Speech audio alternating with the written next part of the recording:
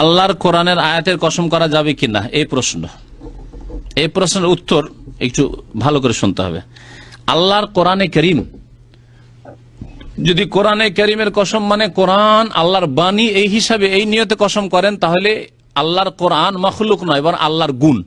যেমন রহমানের কসম করা যাবে, গাফফারের কসম করা যাবে, খালেকের কসম করা যাবে, আমি খালেকের কসম করছি, রবের কসম করা যাবে, এগুলো আল্লাহ পাকের গুণবাচক নাম। ঠিক তেমনি আমি কালামুল্লাহর কসম করছি, আল্লাহর আয়াতের কসম করছি, তাহলে জায়েজ, কারণ আল্লাহর গুণ, আল্লাহর আয়াত হচ্ছে আল্লাহর বাণী, আল্লাহর গুণ। আর যদি বলেন কোরআনের কসম করছি মানে এই কোরআনের কপির কসম করছি, তাহলে জায়েজ নাই, কারণ কোরআনের কপি হচ্ছে এই কাগজ, পেপার, আর এটা মখলুক সৃষ্টি, কোন ফ্যাক্টরিতে কাগজগুলি তৈরি হয়েছে, তারপরে তাতে প্রিন্ট হয়েছে। বুঝতে পারলেন? তাহলে যদি কেউ কোরআনের শপথ করে তাহলে জায়েজ নাই, কিন্তু যদি মানে কোরআন মানে কালামুল্লাহর আমি কসম করছি তাহলে জায়েজ। কালামুল্লাহ আল্লাহ পাকের গুণ। ওয়া কাল্লামাল্লাহু মুসা তাকলিমা, মুসা আলাইহিস সালামের সাথে আল্লাহ কালাম করেছেন, কথা বলেছেন। নবী সাল্লাল্লাহু আলাইহি ওয়াসাল্লামের সাথে আল্লাহ পাক কথা বলেছেন।